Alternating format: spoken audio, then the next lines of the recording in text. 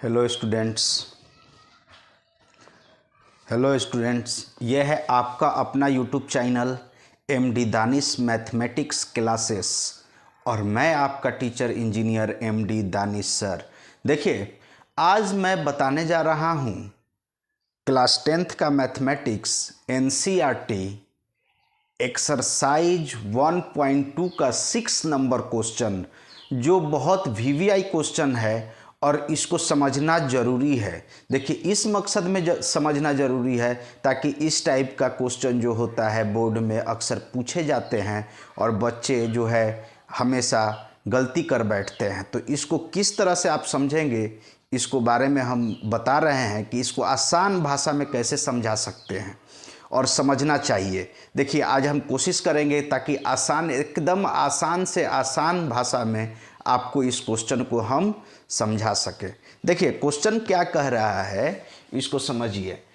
Question कह रहा है कि explain why 7 × 11 × 13, explain why 7 × 11 × 13 plus 13 and 7 × 6 × 5 × 4 × 3 × 2 × 1 + 5 are composite numbers. ये जो नंबर्स हैं 7 × 11 × 13 + 13, ये कंपोजिट कैसे है, मतलब एक्सप्लेन क्यों है कंपोजिट नंबर। ये बताना है कि ये नंबर और ये नंबर, दोनों नंबर कंपोजिट क्यों है। कंपोजिट नंबर को हिंदी में हम लोग बोलते हैं भाज्य संख्या। कंपोजिट नंबर को मतलब कि भाज्य संख्या बोलते हैं, मतलब यौगिक संख्याएं, मतलब भाज्य संख्या का मतलब यौगिक संख्या। कंपोजिट नंबर का मतलब होता है कि वो नंबर जिसका फैक्टर मोर देन 2 फैक्टर्स हो, 1 एंड इटसेल्फ हो, उसके अलावा भी एक हो। मतलब कि वह नंबर जिसका मोर देन 2 फैक्टर हो, मतलब एक और खुद तो फैक्टर हो, मतलब एक हो और इटसेल्फ भी हो, उसके साथ साथ एक और फैक्टर हो। अगर ऐसा कोई नंबर है तो वो कंपोजिट नंबर कहा जाएगा। कम से कम मिनिमम 3 फैक्टर होना चाहिए, मतलब एक और खुद के सिवा एक और कोई। देखिए, तो हम लोग कंपोजिट नंबर का पहले डिफिनीशन समझ लें। देखिए, कंपोजिट नंबर का पहले डिफिनीशन समझ लें। Composite number, we know that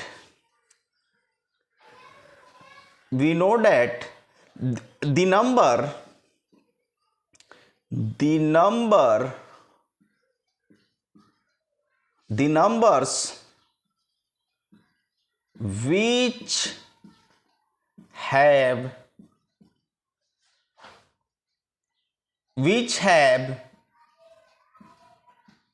more than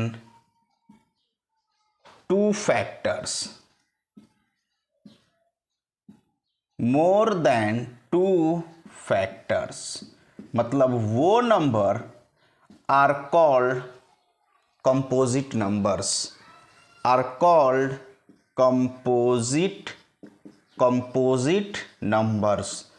मतलब कि वो नंबर संख्या जो 2 से अधिक, मतलब 2 से अधिक अगर फैक्टर रखता है, गुणनखंड रखता है, तो वो कंपोजिट संख्या कहलाएगा, नंबर कहलाएगा, यौगिक संख्या कहलाएगा। देखिए, तो अब यहाँ पर हम ले लिए पहला 7 नाउ 7 × 11 × 13 प्लस 13, ये नंबर दिया हुआ है, गिवन है। अब देखिए, यहाँ पर इसको हम कर सकते हैं, दोनों में 13 कॉमन ले सकते हैं। तो जब 13 कॉमन लेंगे, 13 जब कॉमन लेंगे तो यहाँ पर बचेगा 7 × 11 और ये 13, देखिए ये 13 चला गया तो 7 बचा और 11 बचा, ये 13 गया तो 1 बचा।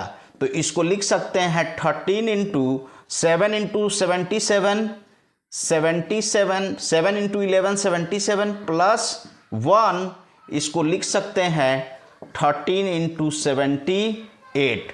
अब ये नंबर देखिए, ये नंबर जो भी है इसका फैक्टर जो होगा 2 से अधिक संख्या होगा।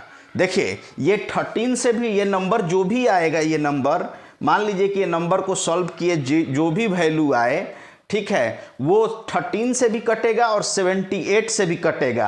अब 1 से तो कटेगा ही कटेगा, तो मोर देन 2 फैक्टर्स हो गया। तो इसका मतलब ये नंबर हमारा कंपोजिट नंबर है। ऐसे भी हम इसको लिख सकते हैं, जब इंटू करेंगे, इसको इंटू करेंगे तो आ जाएगा, देखिए इंटू करेंगे तो आएगा आपका, देखिए 1014 इंटू करेंगे, ये नंबर जो सॉल्व करके इंटू करेंगे सब करेंगे तो 1014 आएगा। और 1014 देखिए इसका फैक्टर करेंगे तो 13, ये 13 यहाँ पर उतार दीजिए, इसका ये 2 फैक्टर है। देखिए ये दोनों इंटू करेंगे तो ये आएगा, ये दोनों इंटू करेंगे तो ये आएगा। अब इसका इसका तो गुणनखंड ये है, अब इसका 13 लिख दीजिए, 78 को लिखिए। देखिए 78 को लिख सकते हैं 13 छक 78, तो 13 इंटू 2 इंटू 3। इसका फैक्टराइज जब करेंगे, फैक्टर तोड़ेंगे, प्राइम फैक्टराइजेशन, तो ये आएगा। देखिए इस नंबर का, जब इस नंबर को सॉल्व किए तो ये आया। अब इस नंबर का प्राइम फैक्टर करेंगे तो ये आएगा। इसमें देखिए इसमें 13 भी है, इसका फैक्टर 2 भी है, 3 भी है, मतलब ये 13 से भी डिविजिबल होगा, 2 से भी ये नंबर डिविजिबल होगा और 3 से भी ये नंबर डिविजिबल होगा। अगर कोई नंबर किसी नंबर से कब डिविजिबल होता है, जब वो नंबर उसके प्राइम फैक्टराइजेशन में मौजूद हो। मतलब अगर 6 2 से क्यों डिविजिबल है, क्योंकि 6 के प्राइम फैक्टर में 2 मौजूद है। देखिए मतलब अगर 3 भी मौजूद है, जैसे 6 जो है 6 2 से डिविजिबल है, 3 से डिविजिबल है। इसका कहने का मतलब 2 और 3 जो है ये 6 का प्राइम फैक्टर में मौजूद है। 6 का प्राइम फैक्टर में 2 भी मौजूद है और 3 भी मौजूद है। तो अगर किसी नंबर के प्राइम फैक्टर में कोई नंबर मौजूद होता है तो उससे वो नंबर जो होगा डिविजिबल होगा।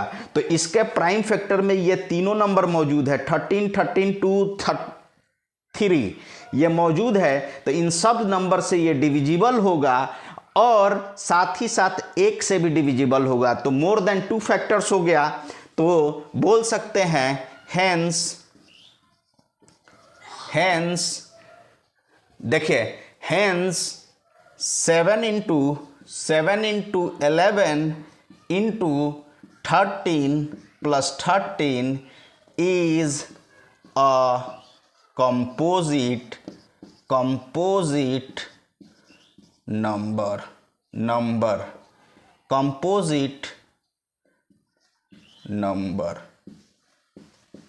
देखिए उसके बाद इसको कर देंगे, देखिए ये रफ है, इसको समझिए।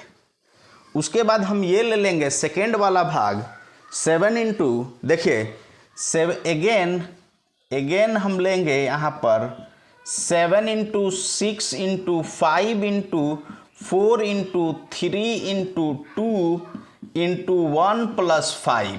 देखिए इसमें जब हम लेंगे कॉमन, देखिए इन दोनों टर्म में देखिए 5 कॉमन है, तो 5 कॉमन ले लेंगे तो बचेगा 7 into 6 into 4 into 3 into 2 into 1 plus ये 1, ये बचेगा। देखिए दोनों में से 5 को क्या किए, बाहर निकाल लिए और ये इधर 7 6 4 3 2 1 और इसके बदला में 5 के बदला में 1 आएगा, क्योंकि यहाँ 5 निकल चुका है।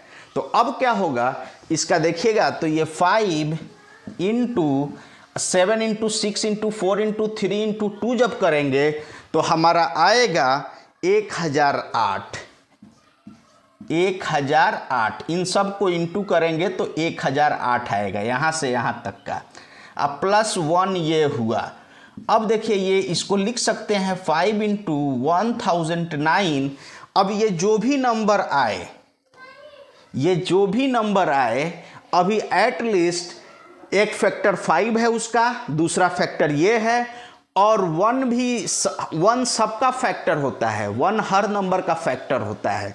तो एक फैक्टर 5 हुआ, एक फैक्टर ये हुआ इस नंबर का, इस पूरे नंबर का एक फैक्टर 5 हुआ, एक फैक्टर ये हुआ।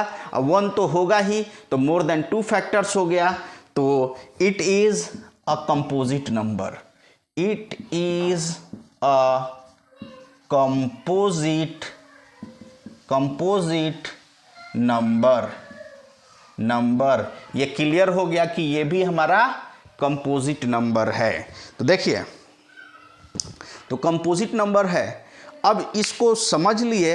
अब इस तरह का क्वेश्चन को इस तरह से हल आप कर सकते हैं, और करने के बाद इससे क्या होगा कि आप बोर्ड में आसानी से कंपोजिट नंबर से पूछे गए सवाल को हल कर सकते हैं। और हमसे जुड़े रहने के लिए मेरा टेलीग्राम चैनल को फॉलो करें। टेलीग्राम चैनल का लिंक जो है मेरे हर यूट्यूब वीडियो के या तो कमेंट में या तो डिस्क्रिप्शन में मौजूद होता है, वहाँ से टेलीग्राम चैनल पर चले जाएंगे और मेरा टेलीग्राम चैनल को सब्सक्राइब कर लेंगे, और मेरे यूट्यूब चैनल को भी सब्सक्राइब करेंगे। मेरा काम अच्छा लगे तो मेरे वीडियो को लाइक और शेयर भी कर देंगे।